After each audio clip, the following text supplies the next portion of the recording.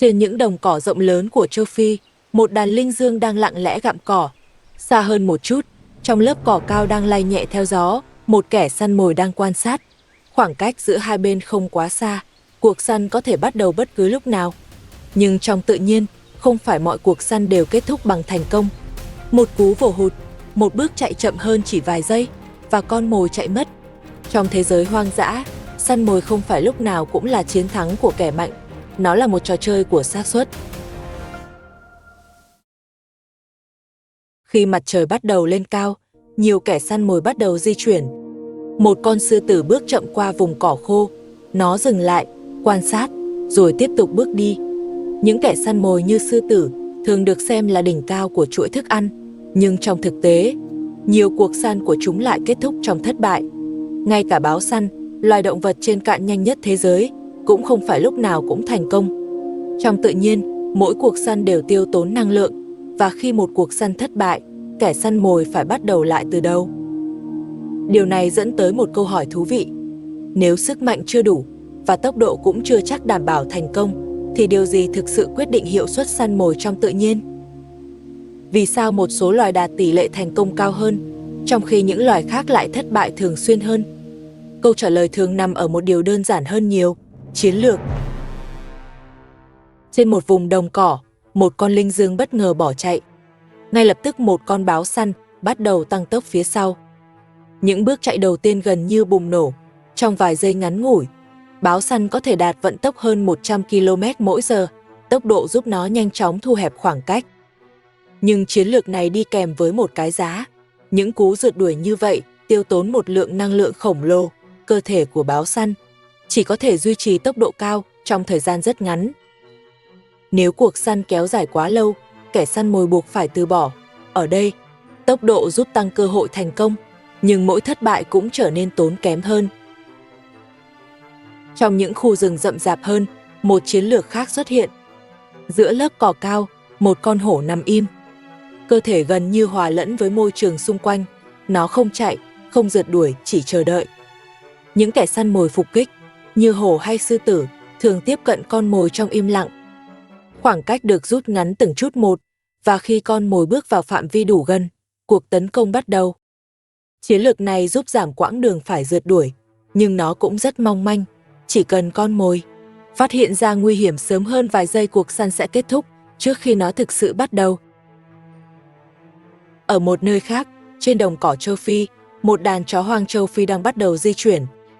Chúng không săn một mình, cả đàn cùng tham gia vào cuộc truy đuổi. Khi con mồi bắt đầu chạy, một số cá thể ép nó đổi hướng. Những cá thể khác cắt đường phía trước, cuộc truy đuổi có thể kéo dài rất lâu. Nhưng nhờ sự phối hợp giữa các thành viên trong đàn, cơ hội thành công tăng lên đáng kể. Ở đây, lợi thế không nằm ở sức mạnh của một cá thể, mà nằm ở sự hợp tác của cả bầy. Trong tự nhiên, mỗi loài đều tìm ra một cách khác nhau để săn mồi: tốc độ, phục kích hoặc hợp tác. Tất cả đều là những chiến lược nhằm tăng cơ hội thành công. Nhưng nếu nói về hiệu suất săn mồi cao nhất trong tự nhiên, liệu những kẻ săn mồi lớn có thực sự đứng đầu? Trên mặt nước yên tĩnh của một đầm lầy, những con chuồn chuồn đang bay lượn. Chúng lướt qua những bụi lau, xoay mình trên không trung, rồi bất ngờ đổi hướng. Thoạt nhìn, chuyển động của chúng có vẻ ngẫu nhiên. Nhưng trong thế giới côn trùng bay, chuồn chuồn là một trong những kẻ săn mồi hiệu quả nhất trong tự nhiên. Nhiều nghiên cứu về hành vi săn mồi cho thấy, khi một con chuồn chuồn đã khóa mục tiêu, nó có thể bắt được con mồi trong hơn 90% các lần tấn công.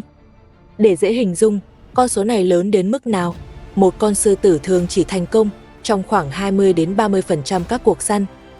Một con báo săn loài nhanh nhất trên cạn cũng chỉ đạt khoảng 40-50%. Ngay cả chó hoang châu Phi, một trong những kẻ săn mồi theo đàn hiệu quả nhất, cũng thường dừng lại quanh mức 60-80%. Nhưng chuồn chuồn có thể vượt qua tất cả. Trong nhiều trường hợp, 9 trong 10 cuộc săn của chúng kết thúc bằng thành công. Điều này càng đáng chú ý hơn khi xét đến con mồi của chúng. Chuồn chuồn thường nhắm tới những côn trùng bay rất nhỏ, như muỗi hay ruồi giấm. Những sinh vật này có cơ thể cực kỳ nhẹ, chúng lơ lửng trong không khí và liên tục đổi hướng khi bay. Hầu như chúng không bao giờ bay theo một đường thẳng ổn định, điều đó khiến việc truy đuổi chúng trở nên rất khó khăn. Nếu một kẻ săn mồi chỉ đơn giản bay theo phía sau con mồi.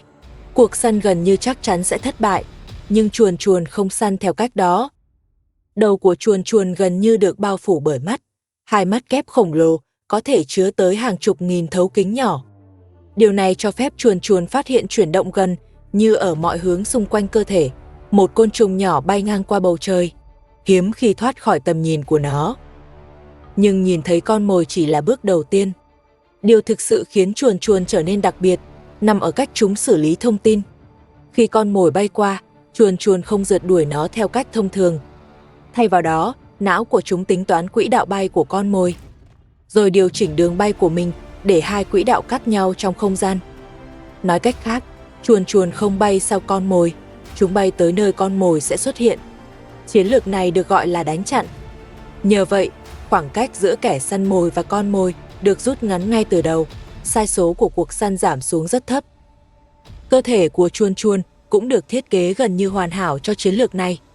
Chúng có hai cặp cánh hoạt động độc lập, điều này cho phép chuồn chuồn bay lơ lửng trong không khí, đổi hướng gần như ngay lập tức và điều chỉnh quỹ đạo bay trong tích tắc.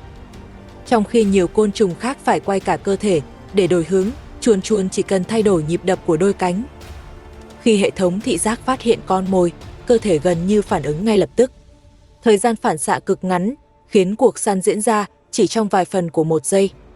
Ở tốc độ đó, con mồi gần như không có cơ hội thoát khỏi đường bay đã được tính toán sẵn. Nếu nhìn lại những kẻ săn mồi khác trong tự nhiên, một quy luật bắt đầu xuất hiện. Mỗi loài đều đang cố gắng giải quyết cùng một vấn đề, sai số. Một con báo săn giảm sai số bằng tốc độ. Một con hổ giảm sai số bằng cách tiếp cận con mồi thật gần trước khi tấn công. Một đàn chó hoang châu Phi giảm sai số bằng sự phối hợp giữa nhiều cá thể. Còn chuồn chuồn, chúng giảm sai số bằng dự đoán. Thay vì rượt đuổi con mồi trong một cuộc truy đuổi kéo dài, chúng cắt ngắn toàn bộ quá trình đó. Khi sai số gần như biến mất, xác suất thành công của cuộc săn cũng tăng lên rất cao.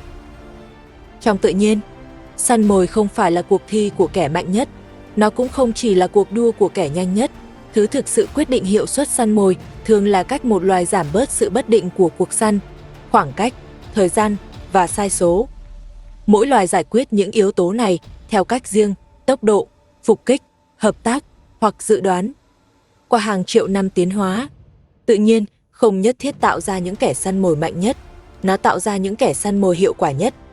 Những sinh vật biết cách tiết kiệm năng lượng, giảm rủi ro và tăng cơ hội thành công của mỗi cuộc săn. Trên những đồng cỏ rộng lớn của châu Phi, những cuộc rượt đuổi vẫn diễn ra mỗi ngày. Những kẻ săn mồi lớn vẫn tiếp tục thử vận may của mình. Nhưng ở một nơi khác, trên mặt nước yên tĩnh của một đầm lầy, một sinh vật nhỏ bé đang lặp lại chiến lược đã được mài giũa qua hàng triệu năm tiến hóa, không phải bằng sức mạnh, không phải bằng kích thước, mà bằng khả năng biến một cuộc săn đầy bất định thành gần như một điều chắc chắn.